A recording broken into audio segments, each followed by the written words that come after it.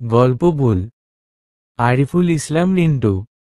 আমি বসে বসে ল্যাপটপে অফিসের কাজ করছি, আর আমার স্ত্রী মাইশা আয়নার সামনে বসে সাজুগুজু করছে। মেয়েরা পারেও ভাই, একটু পরে দুজনে শুইতে যাব আর ও সাজুগুজু করছে। আপনারাই বলুন তো, এখন ওকে কে দেখতে আসবে? যাই হোক, এখন মাইশাকে দেখে একটু বেশিই সুন্দর লাগছে, তাই নিজের ভিতর একটু দুষ্টুমি জেগে গেল। ল্যাপটপ ছেড়ে উঠে মাইশাকে পিছন থেকে জড়িয়ে ধরে ওর খোলা পিঠে নিজের ঠোঁট দুইটা বসিয়ে দিলাম। আমার ঠোঁটের স্পর্শে মাইশা একটু কেঁপে উঠে বলল, এসব কি হচ্ছে? বউকে আদর করা হচ্ছে? এ ঢং কত! ছাড়ো, আমি ঘুমাবো, কাল অফিস যেতে হবে। ও ও হ্যালো ম্যাডাম, আগে বর তারপর অফিস ওকে? বলেই একটা ঝটকায় মাইশাকে নিজের দিকে গড়িয়ে মুহূর্তেই ওর ঠোঁট দখল করে নিলাম।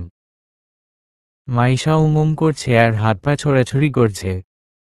এভাবে 5 মিনিট চলার পর ওকে ছেড়ে দিলাম। মাইশা হাঁপাতে বলল, দুষ্টু ছেলে একটা। তারপর আমি আর কোন কথা না বলে ওকে কোলে তুলে নিয়ে বিছানায় শুইয়ে দিলাম। দিয়ে সকালে ফজরের আজান শুনে উঠে গোসল করে ফজরের নামাজ পড়ে একটু হাঁটাহাঁটি করে। বাসায় এসে দেখি মাইশা বিছানায় নেই, তাই বসে রেস্ট নিচ্ছি। এমন সময় আমার স্ত্রী মাইশার মোবাইলের মেসেজ টোনটা বেজে উঠল।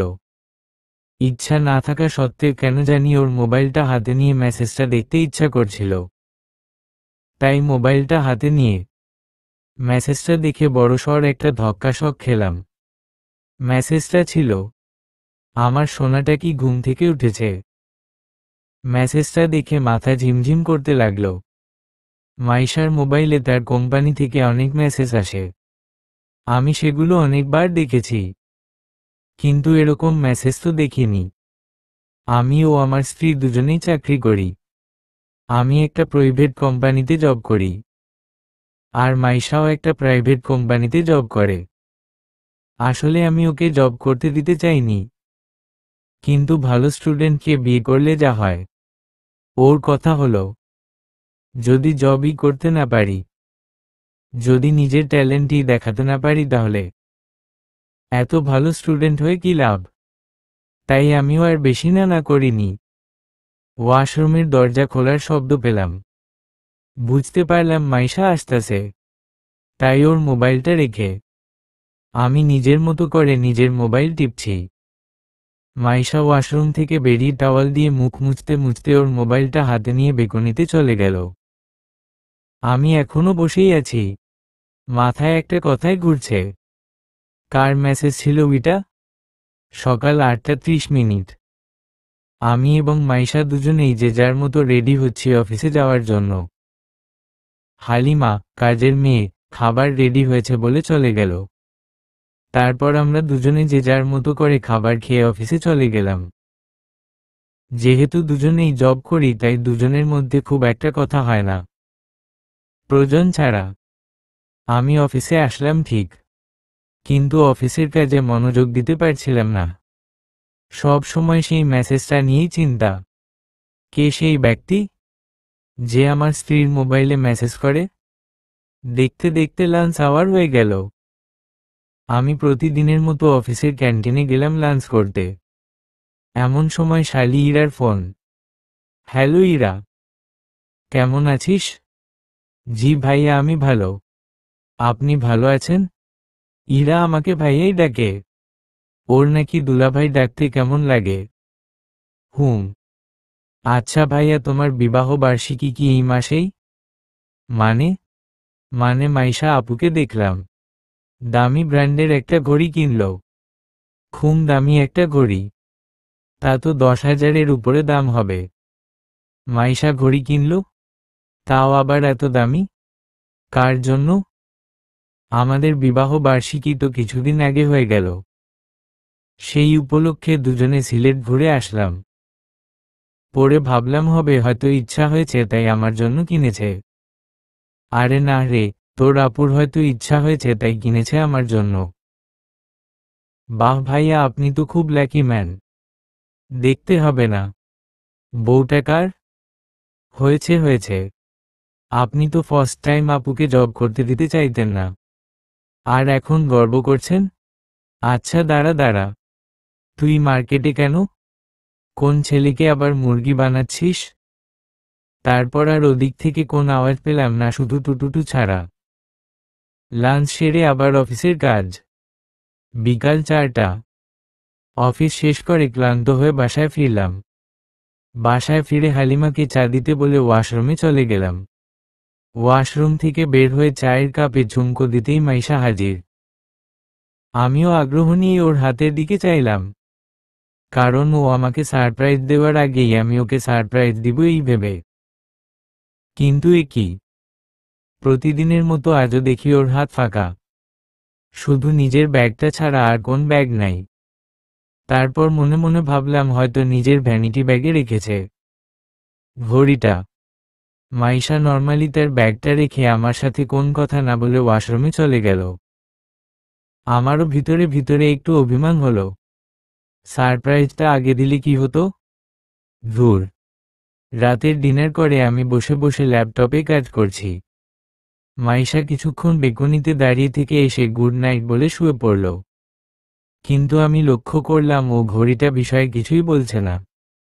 মনে মনে একটু সন্দেহ হলো, তাই কিছুক্ষণ অপেক্ষা করলাম মাইশার ঘুমিয়ে পড়ার জন্য।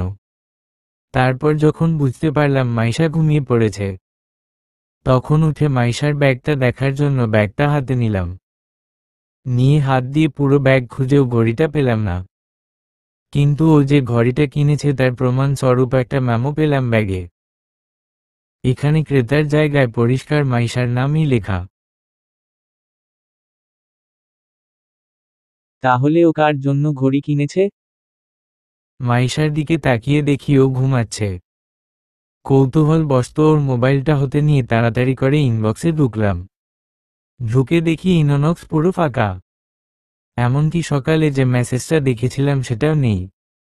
এবার মাইশার উপর পুরো সন্দেহ হতে লাগলো, কে এই তৃতীয় ব্যক্তি যে মাইশার খোঁজ খবর নেয়? মাইশাও তার জন্য দামি ঘড়ি কিনে? এরকম আরও অনেক প্রশ্ন নিয়ে সেদিনের মতো ঘুমিয়ে পড়লাম। সকালে ফজরের নামাজ পড়তে আর মসজিদে গেলাম না, বাসাতেই পড়ে নিলাম। নামাজ পড়ে উঠে দেখি মাইশা বিছানায় নাই।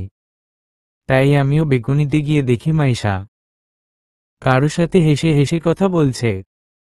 আমি আর সহ্য করতে না পেরে বললাম, কার সাথে কথা বলছো মাইশা?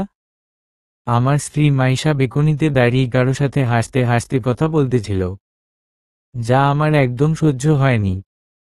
তাই মাইশাকে গিয়ে বললাম, কার সাথে কথা বলছো, তাও আবার এত সকালে?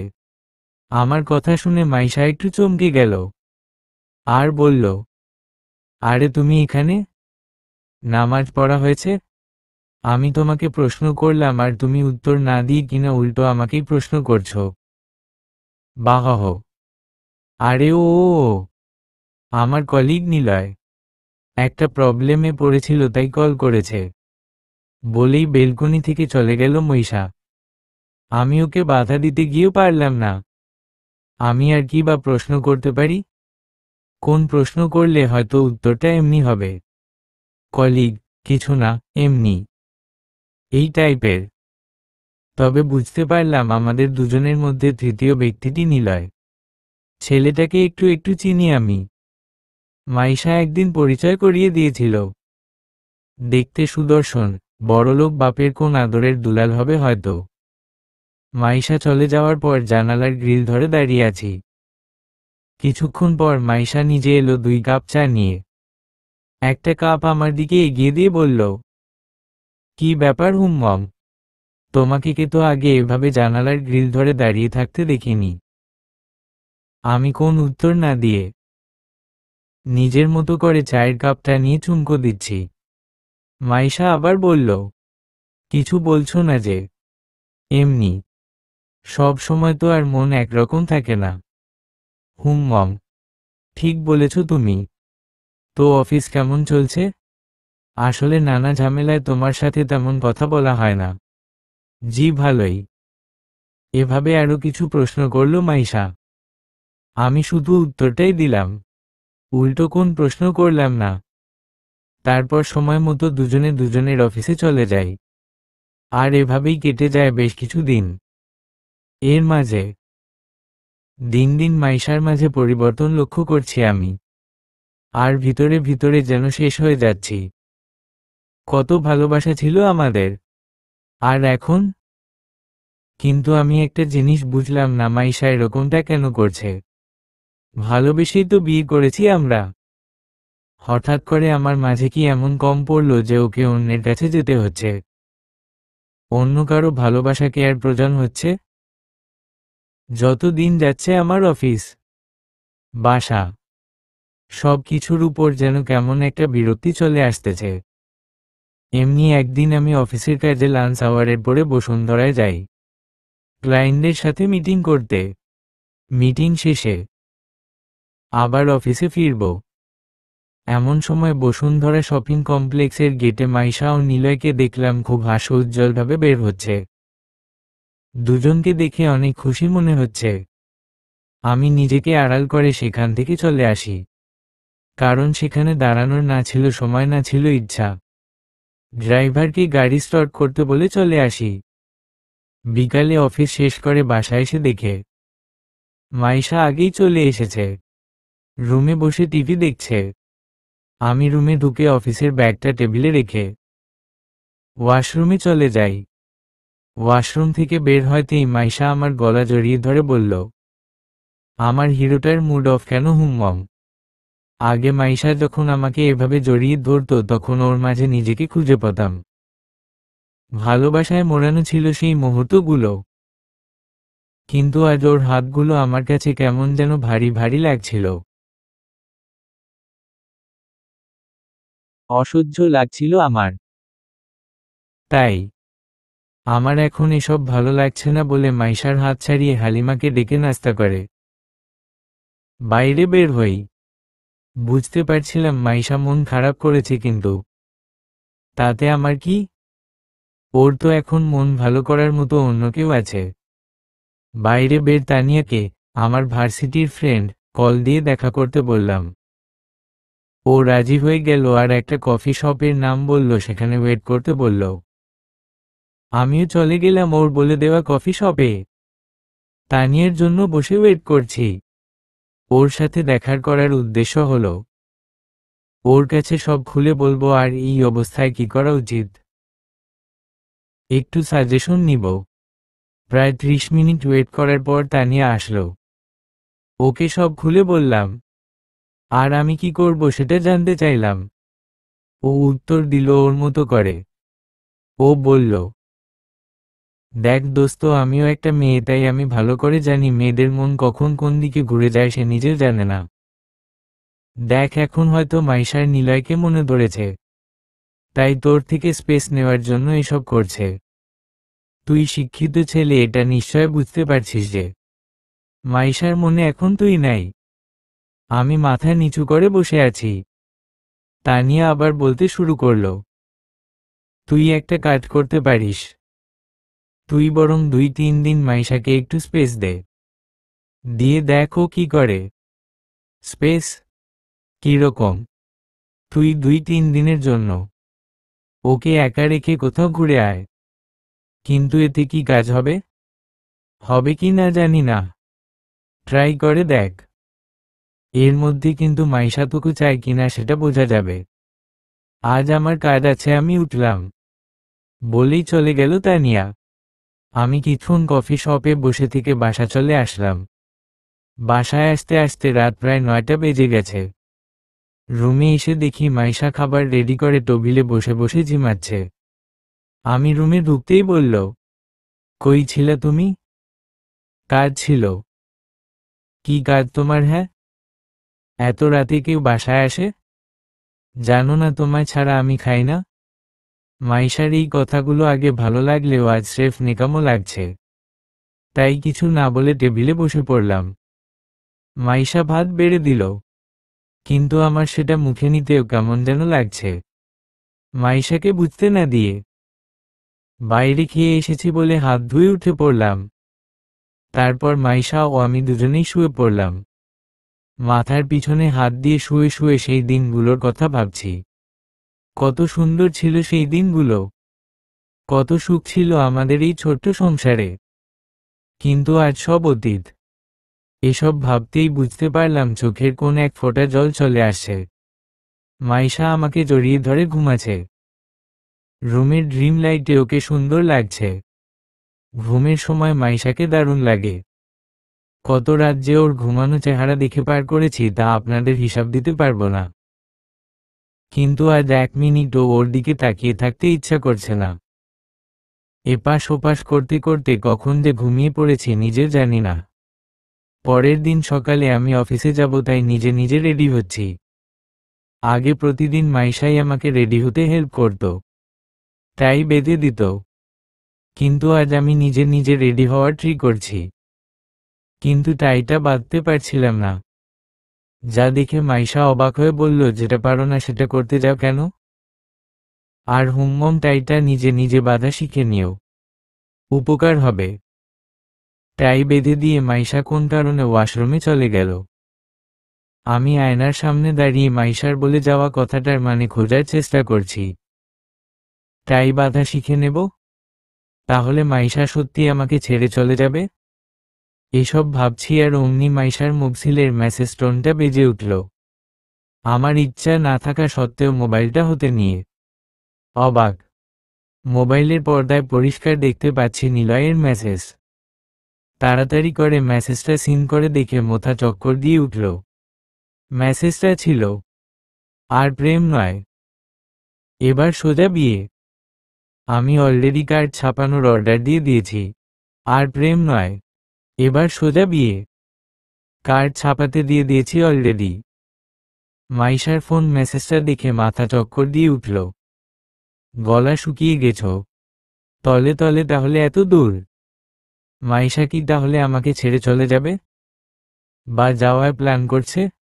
মেসেজটা দেখার পর ওর মোবাইলটা আগের জায়গায় রেখে আমি আবার আয়নার সামনে দাঁড়াইলাম। নিজেকে প্রশ্ন করছি, কি আছে নিলয় এর মাঝে যে ওর জন্য আজ আমি আমার ভালোবাসাকে হারাতে চলছি? ওদিকে মাইশা ওয়াশরুম থেকে বেরিয়ে এসে আমাকে দেখে বলল, সে কি, তুমি এখনো দাঁড়িয়ে আছো কেন? গলাটা শুকিয়ে গেছে। 1 গ্লাস পানি দিবা? টেবিলে আছে, নিয়ে খাও। আর সরো, আমাকে আজ তাড়াতাড়ি অফিসে যেতে হবে। নিজেকে বড় অসহায় মনে হচ্ছে। যে মেয়েটা অফিসে যাওয়ার আগে প্রতিদিন আমাকে 3-4 বার দেখে নিত কিছু মিসিং কিনা, আর আজ সে। মানুষ কত তাড়াতাড়ি পরিবর্তন হতে পারে মাইশাকে না দেখলে হয়তো জানতামই না। টেবিলের উপর থেকে পানির গ্লাসটা নিয়ে পানি পান করে বেরিয়ে পড়লাম অফিসে যাওয়ার জন্য। অফিসে নিজের রুমে বসে আছি, এমন সময় বসের কল আসলো। হ্যালো স্যার, বলুন। আপনি আমার রুমে আসুন তো, কথা আছে। স্যারের রুমে চলে গেলাম। আমাকে দেখে স্যার বলল, কি সমস্যা আপনার? কই কিছু না তো স্যার। কিছু না তাহলে অফিসে এসে এরকম করে থাকেন কেন? কাজে মন নাই? সব সময় টেন্স দেখায় কেন আপনাকে? আমি চুপ। কি সমস্যা, কি খুলে বলুন। ভাবির সাথে ঝামেলা, নাকি অন্য কিছু? আমি মাথা নিচু করে দাঁড়িয়েই আছি, কিছু বলছি না। আর বলবি বাকি, যে আমার স্ত্রী অন্য কারো সাথে পরকীয়া করছে সেই জন্য? দেখুন, আপনার যে সমস্যাই হোক না কেন সেটা কালকের মধ্যেই মিটিয়ে নিবেন। এভাবে অফিস চলে না। অফিসে কাজ থাকে, সেগুলো তো করতে হবে, তাই না? জি স্যার। আপনাকে কাল ছুটি দেওয়া হলো। আপনি আপনার সমস্যা সমাধান করে তারপর অফিসে আসবেন। এখন আসুন আপনি। আমি স্যারকে সালাম দিয়ে চলে আসলাম নিজের রুমে। চেয়ারে বসে বসে ভাবছি, কি কপাল আমার। আমি কিছুদিন ধরে চিন্তিত, সেটা স্যার বুঝলেও যে বোঝার সে বুঝে না। একটা দীর্ঘশ্বাস ছেড়ে অফিসের কাজে মনোযোগ দিতে চেষ্টা করলাম। অফিস শেষ করে বাসায় ফিরতে একটু দেরি হয়ে গেল। বাসায় এসে দেখি মাইশা বসে আছে। আমাকে দেখে বলল, তাড়াতাড়ি ফ্রেশ হয়ে আসো, খাবে। আমার আজ শরীরটা ভালো না। তাই তাড়াতাড়ি ঘুমাতে হবে। আমিও ঘুমাম বলে ওয়াশরুম গেলাম। ফ্রেশ হয়ে এসে ডিনার করে শুয়ে পড়লাম দুজনে। আমি মাইশার বিপরীত মুখে শুয়ে আছি। তা দেখে মাইশা আমাকে টেনে চিৎ করে নিয়ে আমার বুকে মাথা রেখে ঘুমানোর চেষ্টা করছে। আমিও আর বাধা দিলাম না, যদিও এখন ওর এসব ন্যাকামো ভালোবাসা আমার আর ভালো লাগে না। মেয়ে মানুষ যে এতটা পারফেক্ট অভিনয় করতে পারে সেটা মাইশাকে না দেখলে হয়তো জানতাম না। মাইশা ঘুমাচ্ছে আর আমি ঘুমানোর চেষ্টা করছি। কিন্তু কি জানেন তো, কষ্টের রাতগুলো খুব লম্বা হয় আর খুব পেইনফুল হয়। অনেকক্ষণ এপাশ ওপাশ করছি কিন্তু ঘুম আসছে না। মাথায় একটাই চিন্তা, কেন করছে সে এমন? আমার বুকের উপর মাইশার রাখা মাথাটা সরিয়ে দিয়ে বিছানা থেকে উঠে রুমের ভিতর পায়চারি করছি। আর কিছু প্রশ্নের উত্তর খুঁজছি। এমন সময় মনে হলো মাইশার মোবাইলটা একটু দেখব। নাকি দেখব না? হ্যাঁ ও না, এর মাঝে মাইশার মোবাইলটা হাতে নিলাম। নিয়ে ইনবক্সে গেলাম। ইনবক্সে ঢুকেই দেখি নিলয়ের সাথে সারাদিন ভালোই কথা হয়েছে মাইশার। কৌতূহল নিয়ে ওপেন করলাম ওদের মেসেজগুলো দেখার জন্য। কিন্তু মেসেজগুলো দেখে আমি অবাক। মাথায় আকাশ ভেঙে পড়ল আমার মেসেজগুলো দেখে। মাইশা প্রেগনেন্ট। মাইশা আজ অফিস না করে হসপিটালে গেছে। আপনাদের বোঝানোর জন্য মেসেজগুলো তুলে ধরা হলো।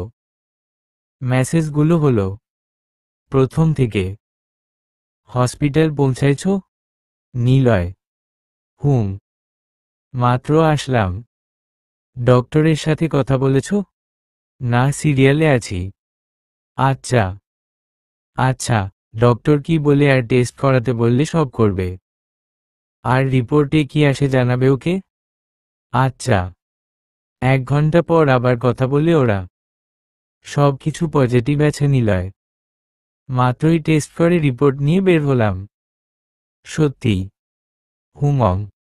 ডক্টর বলেছে বাবুটা ঠিক পজিশনেই আছে।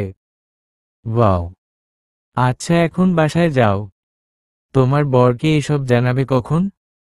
ওর তো এখন জানা প্রয়োজন। আজ না, কাল ওকে জানাবো। আমি এখন বাসা যাব। বাই। মাইশার পেটে নিলয়ের সন্তান। আমি দাঁড়িয়ে আছি না বসে আছি ভুলে গেছি। মাথা যেন আর কাজ করছে না। চারদিক কাঁপছে বলে মনে হচ্ছে। হাত পা কাঁপছে। মাইশার মোবাইলটা আমার হাত থেকে পড়ে গেল বিছানার ওপর। দিক বেদিক না পেয়ে হাত পা ছেড়ে দিয়ে বসে পড়লাম ফ্লোরে। কি করব না করব বুঝতে পারছি না। মাইশার দিকে তাকিয়ে দেখি ঘুমাচ্ছে। যদিও আগে থেকে জানতাম মাইশা নিলয় প্রণয় করছে, তবুও মনের মাঝে একটু বিশ্বাস বা আশা ছিল। মাইশা হয়তো ওর ভুল বুঝবে, ফিরে আসবে আমার কাছে। কিন্তু না, ভুল আমার। আমি বেহায়ার মতো এখনো ওদের মাঝে পড়ে আছি। কিন্তু না, আর না, থাকবো না ওদের মাঝে। আজ এখন চলে যাব দূরে কোথাও, অজানা কোন শহরে। ফ্লোর থেকে উঠে দাঁড়ালাম। ড্রিম লাইটের আলোয় নিজের জামা কাপড় সব ব্যাগে গুছিয়ে নিলাম। মাইশা এখনো ঘুমাচ্ছে। চলে যাওয়ার আগে টেবিলে বসে একটা চিঠি লিখে রাখলাম। রেখে ব্যাগটা নিয়ে মাইশাকে শেষবারের মতো দেখে নিয়ে বেরিয়ে পড়লাম রুম থেকে। কিন্তু এখন আমি যাব কোথায়? এত রাতে থাকবো কোথায়? এসব ভাবতেই তানিয়ার কথা মনে পড়ল। আর কোন কিছু না ভেবে তানিয়াকে কল দিলাম। 3বার রিং হওয়ার পর কল ধরল তানিয়া। হবালো, এত রাতে কল করলি কেন? খুব বিপদে পড়ছি দোস্ত, একটু হেল্প করো না। কি? কি বিপদ? আমাকে আজ রাতটা তোদের বাসায় একটি থাকতে দিবি? হোয়াট? তুই প্লিজ এখন কোন প্রশ্ন করিস না, পরে সব বলবো তোকে। আচ্ছা তুই কোথায় আছি বল, আমি আমাদের ড্রাইভারকে পাঠাচ্ছি। একটু পর একটা ব্ল্যাক কি কালারের গাড়ি এসে দাঁড়ালো আমার সামনে। আমিও উঠে পড়লাম। তানিয়ার বাসায় পৌঁছে দেখি তানিয়া আমার জন্য বসে আছে। আমাকে দেখে বলল, কি হয়েছে তো? সব কিছু খুলে বললাম তানিয়াকে।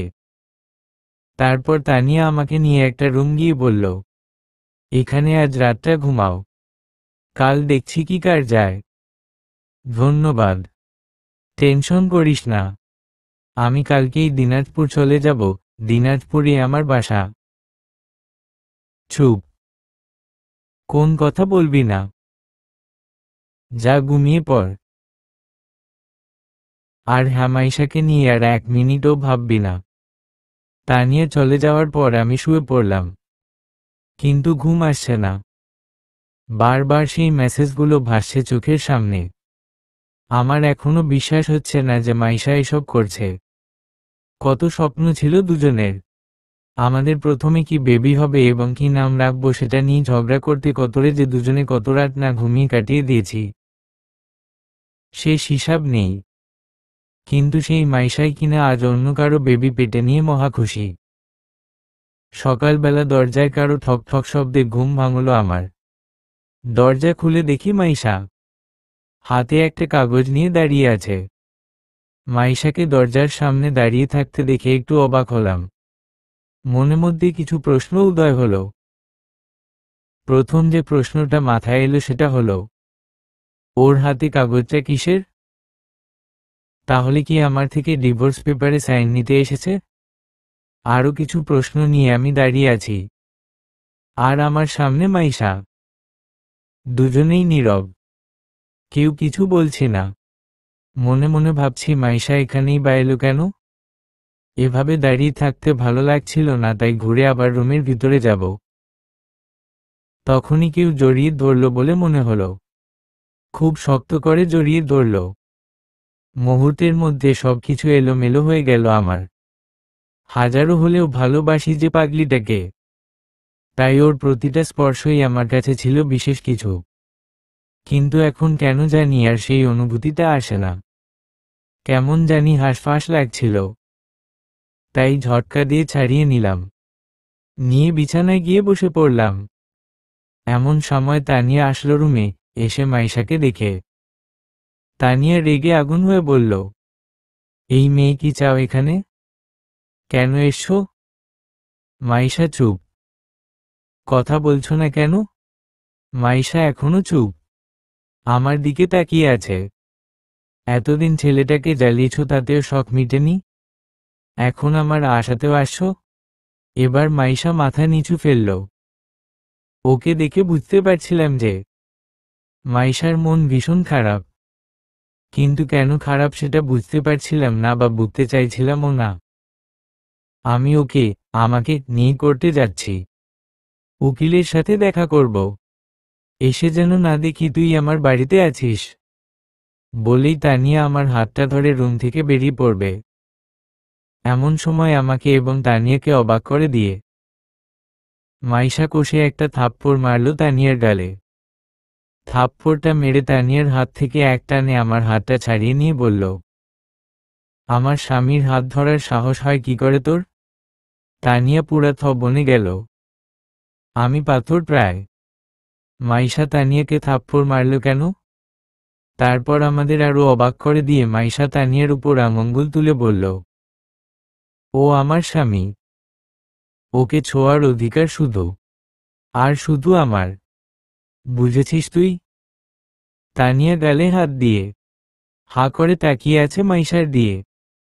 কি হচ্ছে? কি চলছে?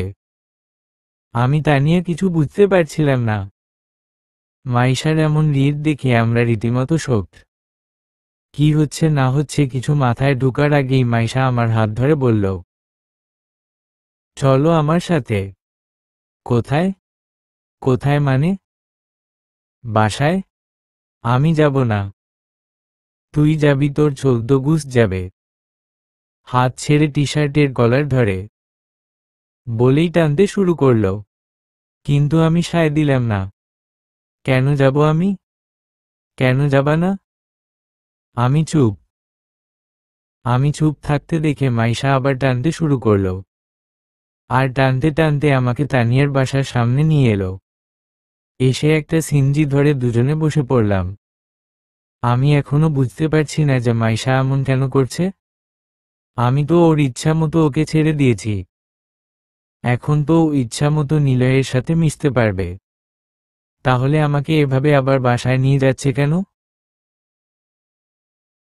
এসব ভাবতে ভাবতে বাসায় চলে আসলাম। আমাকে রুমে ঢুকিয়ে মাইশা কষে একটা থাপ্পড় মারল আমাকেও। মেরে আমার মুখের উপর আমার লিখে রাখা চিঠিটা ছুঁড়ে মেরে বলল, এটা কি লিখেছ? কেন? মিথ্যা কিছু লিখেছি কি? কি সত্যি লিখেছ সেটা বলো। কি লিখেছি সেটা আবার পড়। পড়লেই বুঝবা। আমি তোমায় বলেছি তোমার থেকে স্পেস চাই। আমি মাথা নিচু করে আছি। আমি নিলয়ের সাথে কথা বলি। ওর সাথে মিশি কিসের জন্য একবারও জানার প্রয়োজন মনে করনি? একবারও প্রশ্ন করার প্রয়োজন মনে করনি? আমি এখনো চুপ। মাথা নিচু করে পায়ের কাছে পড়ে থাকা চিঠিটার দিকে তাকিয়ে আছি। মাইশা আবার বলতে শুরু করল, আমার পেটে নিলয়ের সন্তান? এটাই ভাবছ? এটা ভাবতে পারলে? এটাই তোমার ভালোবাসো? তুমি না কথায় কথায় বলতে যে আমি অন্য কারো হওয়ার আগে আমায় খুন করবে, করে নিজেও আত্মহত্যা করবে। আমি কি বলবো কিছু বুঝতে পারছিলাম না। মাথা তোলার শক্তি পাচ্ছিলাম না। আমি তোমাকে কখনো ইগনোর করিনি। আমরা একটা ইন্টারন্যাশনাল প্রজেক্ট পেয়েছি। সেটা হ্যান্ডেল করছি আমি আর নিলয়। তাই ওর সাথে একটু বেশি কথা বলতে হয়। টাইমের আগে অফিস যেতে হয়। আর এসবকে তুমি ইগনোর হিসেবে ধরে নিলে? বাহ রে স্বামী, কি ভালোবাসা! কোন বলা নেই কিছু নেই ছেড়ে চলে যাচ্ছে। এবার আর চুপ থাকতে পারলাম না। তাহলে ওই মেসেজগুলোর মানে কি? আর ঘড়ি কিনেছ কার জন্য? হা হা হা। তুমি আমার কয়টা কলিগকে চেনো? আলিয়াকে চেনো? কেন? আগে বলো চেনো কিনা? না চিনি না। নিলয় আলিয়ার মধ্যে 3 বছরের সম্পর্ক। কিন্তু মাঝে কোন কারণে ভুল বুঝাবুঝি হয় ওদের মাঝে। তোমার যেমন তানিয়া বেস্ট ফ্রেন্ড, তেমন নিলয়ও আমার বেস্ট ফ্রেন্ড। আর ওদের আবার মিলিয়ে দিতেই আমি ঘড়িটা কিনি আলিয়ার টাকায়। আর তুমি না জানো আমার স্যালারি কত? এত দামি ঘড়ি কেনার টাকা থাকে আমার কাছে। আর যেহেতু এত কিছু দেখেছো তাহলে তো নিশ্চয় সেই মেসেজটাও দেখেছো যেটাতে নিলয় বলছে আর প্রেম নয়, এবার সোজা বিয়ে। দেখনি? হুমম দেখেছি। হুমম। কাল সেই কার্ড পাবে। মানে নিলয় আলিয়ার বিয়ের কার্ড? আর সেই মেসেজ তুমি পৌঁছাইছ কিনা? যেটা পরে ডিলিট করে দিয়েছ? আমি জানতাম না সেটা কে ছিল আর কেন সেই মেসেজ করেছে। তাই তুমি দেখলে মন খারাপ করবে বলে ডিলিট করেছি। তুমি যে প্রেগনেন্ট সেটা আমাকে না বলে আগে নিলয়কে বলেছ কেন? আমি তোমাকে আমার প্রেগন্যান্সির কথা আগে বলিনি কারণ তোমাকে সারপ্রাইজ দিতে চেয়েছি। আর দেখো তুমি আমাকেই উল্টো সারপ্রাইজ দিয়ে দিলে। বুকের উপর থেকে মনে হচ্ছে বিশাল কিছু একটা সরে গেল, যেটা এত দিন থেকে দিন দিন বুকের উপর একটু একটু বড় হচ্ছিল। আমি আর কিছু বলার ভাষা খুঁজে পাচ্ছি না। কি বলবো পাগলিটাকে? মাইশা ধপ করে বিছানায় বসে পড়ল। আমি কিছুক্ষণ দাঁড়িয়ে থেকে মাইশার কাছে গিয়ে বসলাম। দুজনেই নীরব। ওই মাইশা চুপ। ওই মাইশা চুপ। ক্ষুধা লাগছে। মাইশা চুপ।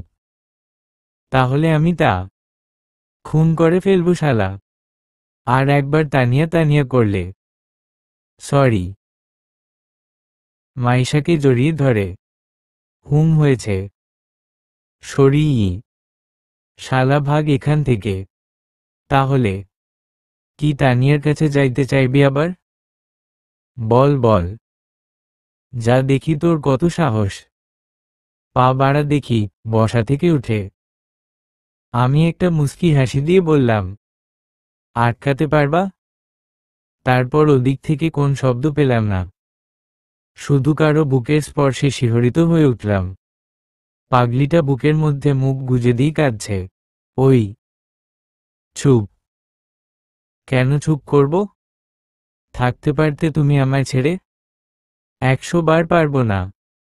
ওই দুষ্টু পাগল। আমাকে বললে কি আমি তোমায় মিথ্যা বলতাম?